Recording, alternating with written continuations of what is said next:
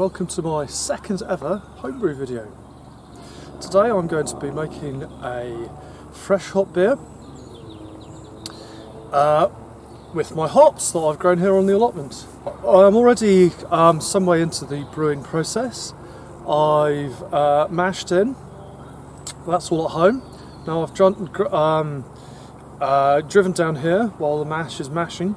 I'm going to pick the hops, I'm going to sparge. As soon as it gets to the boil, once it's at the boil, I'm going to throw them in. So hopefully it's only going to be an hour or two between picking and putting in the boil. So let me introduce you to my hops. So firstly, I've got a scaffolding arrangement here. I don't know if you can see the at each end I've got these scaffolding supports. The other one's totally obscured by the hops. The whole arrangement was originally about twice as high, but I got into trouble with the local council and they made me take it down. So this one right in the corner is a Goldings. Yeah, not much on there, but when you get to the top, it's got some nice flowers going on. Oh, Tradition, Hallertauer Tradition. So German hops, very fussy. They tend to need a lot of sun, and really a lot more sun than we can provide in this country. Somewhere in there's a Target that I grew, and these might be Target, I'm not sure. My oldest and easily most successful hop is this. It's Progress, which is a Wye Valley hop. A Wye College hop. And yeah, it's amazingly prolific. It's got a really nice flavour. First Gold, which is a dwarf hop. And then under the nestles at the back there is Styrian Goldings, which is a Fuggles variant.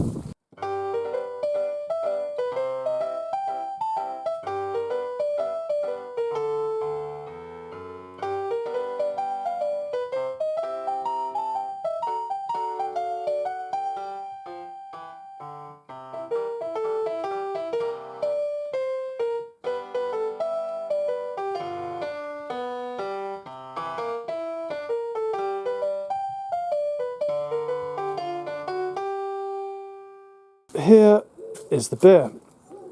I've got 11 kilos of Maris Otter and 250 grams of Cara. I'm going to use the wet hops late, but even for that I've had to increase the amount of liquid in here to compensate for what will just be left in the hops after I'm finished. But anyway, for the time being, I've got 40 grams of Chinook that I found in the back of the freezer, and that's going to be my bittering hop.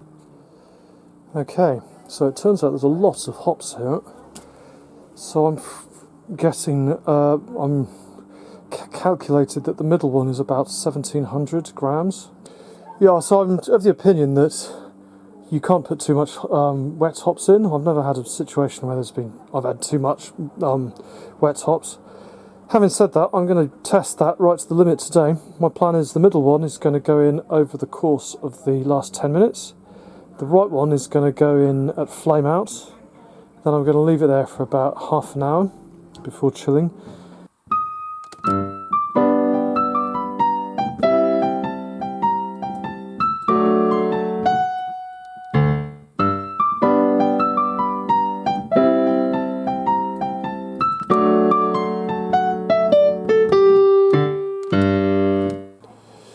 So here we are towards the end of the chill. There's been some interesting challenges. Having this quantity of hops has made it very difficult to circulate the wort to get the chilling to work. But I think we're about there. I'm going to use SafAle 04. I'm going to ferment at room temperature. Everything from this point on should be quite straightforward, I hope. Well, hello and welcome back. It's Brewday again. So, if you saw that last segment where I put 3 kilos of fresh hops into the kettle and thought, that's crazy, that's never going to work, you were right. Yeah, it turns out that it's super hoppy. The fermenter's finished, so I've tried it, but it's got a lot of potential, but it's just too much hops. But I've got a solution. What I'm going to do is I'm going to make the same beer today, but without any hops at all, and then I'm going to mix them together when I keg. It's going to work, right? Yeah, that's going to work. Of course it is. Well, hello, and welcome to this experimental kegging day. Words I thought I'd never have to use. Nevertheless, here we are. So, I've made... let me show you... Just to recall, these two kegs, these two fermenters contain 50 litres of the allotment hop beer. But I put 3 kilos of hops in. It's far too hoppy. So, my solution, I've brewed pretty much the same beer, but with no hops in it at all. So the plan is I'm going to mix them into these kegs. So I hope this is going to work. As I say, it's quite experimental.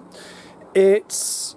yeah, and I hope the beer's going to be nice, because I'm going to have 100 litres of it, and I'm going to be drinking it till Christmas, whichever way. Anyway, see you on the other side.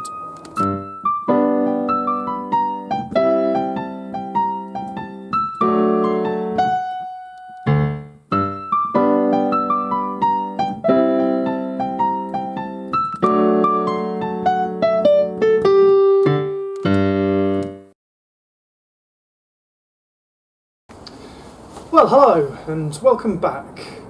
So, this is the tasting session for my allotment hop IPA. And firstly, I'd like to introduce our first ever guest on the show. This is my friend Nick. Welcome, Nick. Thanks, Gavin. Good to be here. Looking forward to tasting your beers. So, I think it's fair to say, Nick, that your favourite beer would be a New England IPA. You quite like those? Yeah, the juicy, hoppy, full-flavoured. Right. That's so. I really thought of you when I was thinking about this beer. Yeah. But please go ahead. I can see the the similarity. So good. Thank you.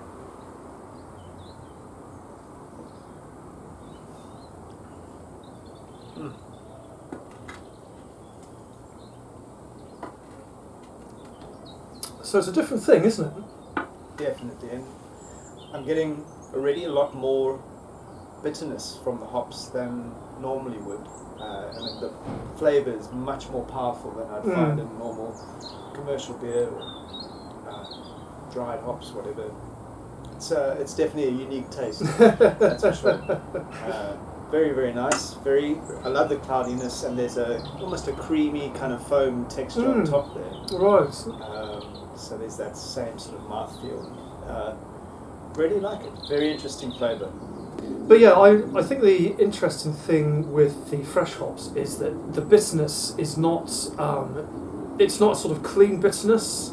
It's more sort of I would say vegetal. Exactly, sort of slimy. It's kind of acidic in a nice way. I'm just trying to find words that positive, but yeah, but it's. That's it. Tell me, have you ever tried a fresh hop beer before? I think I may have in San Francisco. Oh, really? Oh, wow, okay. Obviously, as you know, there's the heart of craft beer there. And one of the cans I bought, or pack I bought, was either green hop or fresh hop, which I believe is the same thing. Yeah.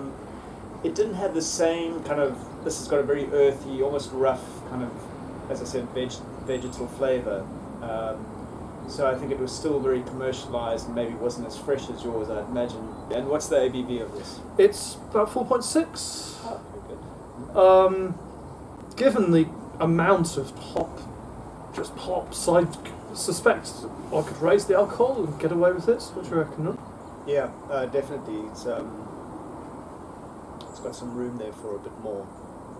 But wow, that is a lot of hops. All right. So one final question. I'm planning to make the same beer next year. How would you recommend I adjust it?